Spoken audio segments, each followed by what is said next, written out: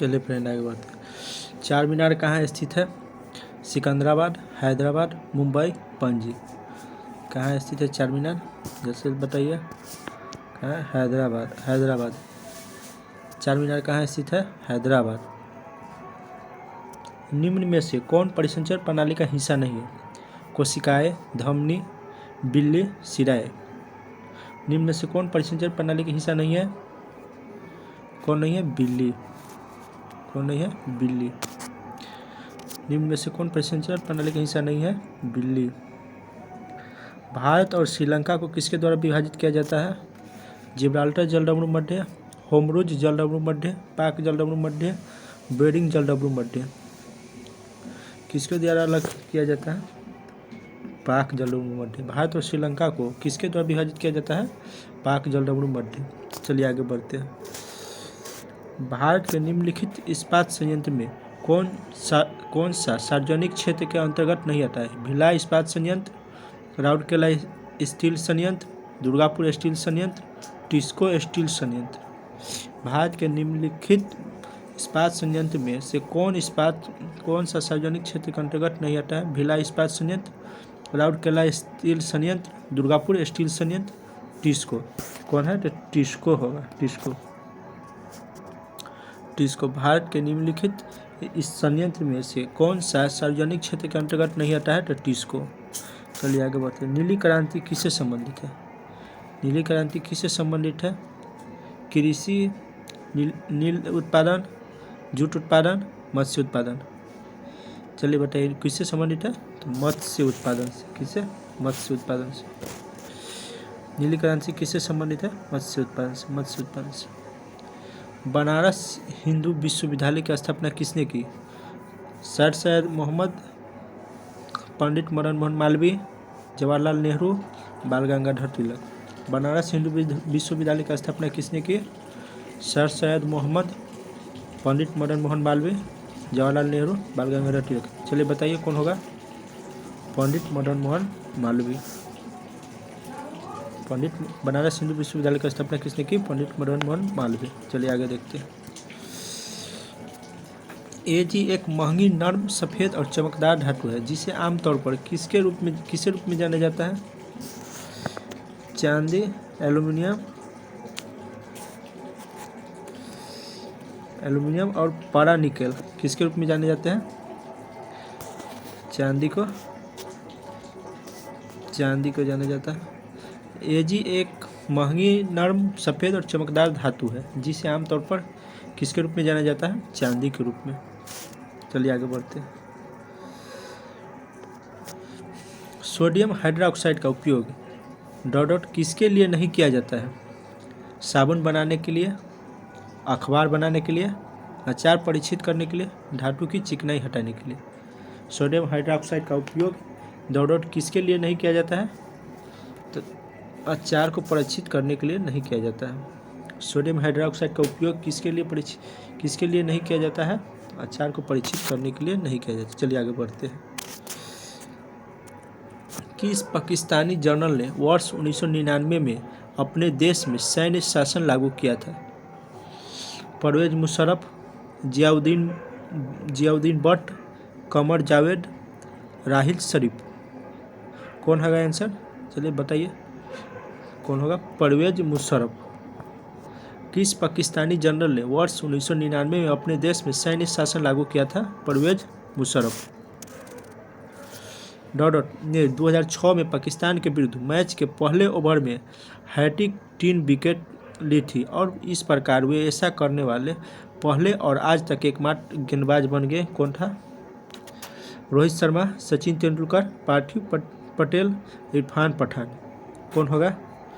तो इरफान पठान होगा। 2006 में पाकिस्तान के विरुद्ध मैच के पहले ओवर में हैट्रिक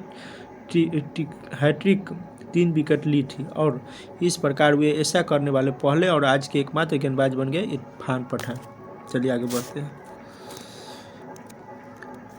निम्न में से कौन भारतीय शास्त्रीय संगीत की प्रख्यात गायिका है? शुभा मुदगल, पूर्णिमा शर्मा, नैना देवी और रीता गांगुली। चलिए कौन होगा? बताइए जल्द से जल्द। निम्न में से कौन भारतीय शास्त्रीय संगीत की प्रख्यात गायिका है? तो शुभा मुद्गल। शुभा मुद्गल। निम्न में से कौन भारतीय शास्त्रीय संगीत की प्रख्यात गायिका है? शुभा मुद्गल।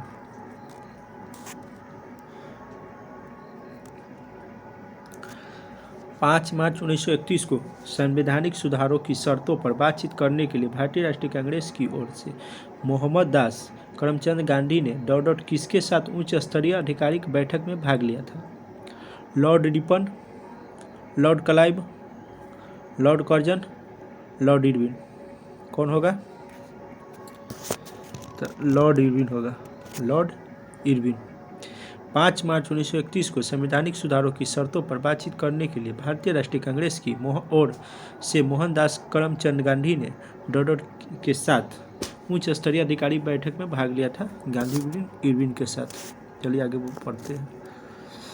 खरीफ फसल को किस मौसम की शुरुआत के साथ बोई जाने वाली फसल के रूप में वर्णित किया जा सकता है?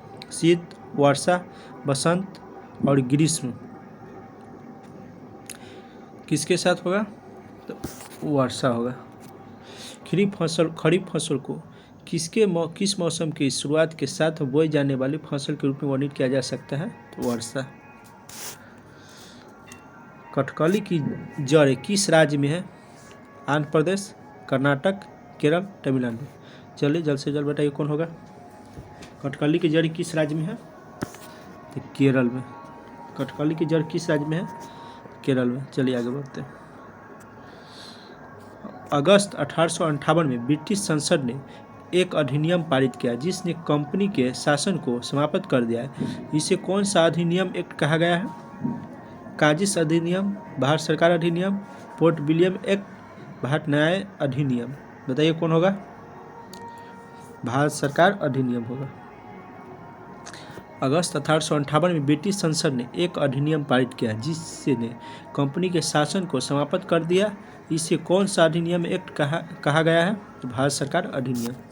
चलिए आगे देखते हैं।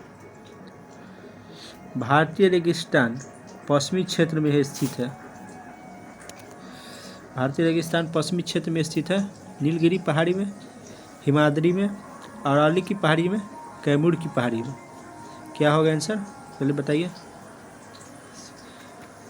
अरावली की पहाड़ी में।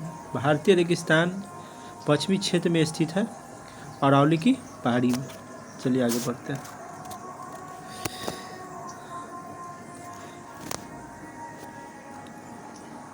– 2020 में ओलंपिक खेल कहाँ आयोजित किए गए थे? Paris, Beijing, Tokyo, Rio de Janeiro. चलिए बताइए कौन होगा? कौन होगा? जापान होगा। टोक्यो। जापान की राजधानी है टोक्यो, यानी टोक्यो होगा। 2020 में ओलंपिक खेल कहाँ आयोजित किए गए थे? टोक्यो। चलिए आगे बढ़ते हैं। मानव शरीर की सबसे छोटी हड्डी कौन है? प्रकोष्ठिका, कुहनी की हड्डी, कलाई की हड्डी, कान की हड्डी। मानव शरीर की सबसे छोटी हड्डी कौन है? तो कान की हड्डी है।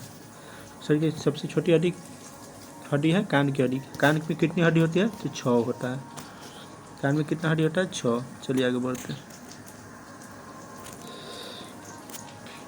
किसी विशेष निर्णय या कानून को रोकने के लिए किसी व्यक्ति, पार्टी या राष्ट्र के अधिकार को क्या कहा जाता है?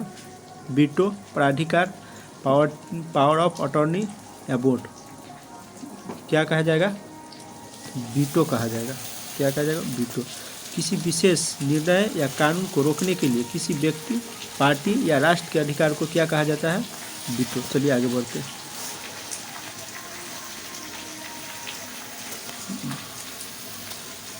भारत की पहली महिला मुख्य चुनाव आयुक्त कौन थी? मीरा कुमार, प्रतिभा देवी, रमा देवी, निर्मला सीतारमण। कौन होगा? रमा देवी। भारत की पहली महिला मुख्य चुनाव आयुक्त कौन थी? रमा देवी। चलिए आगे बढ़ते हैं।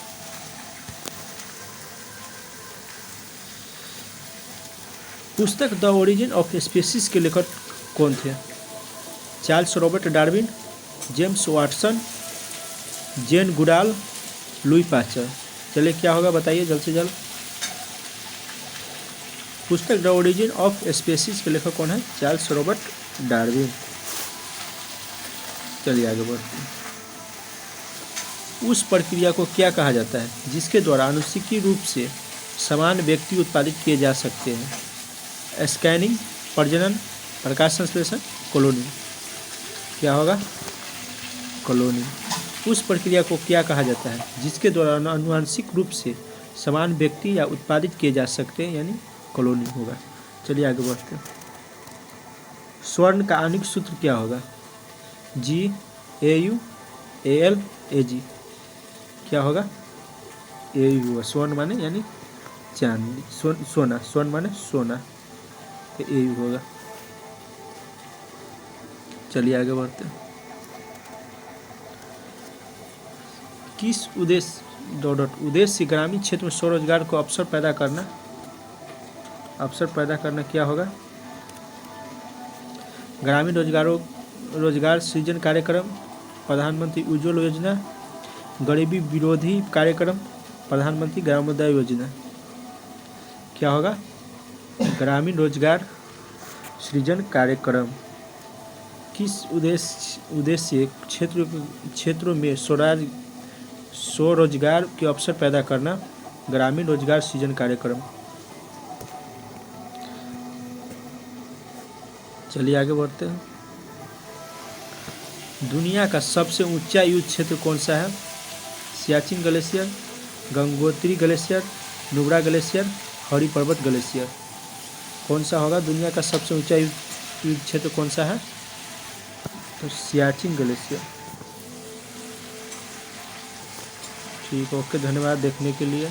प्लीज़ लाइक और सब्सक्राइब करें। अभी पहला दिन है, थोड़ा पढ़ाने में दिक्कत हो रहा है।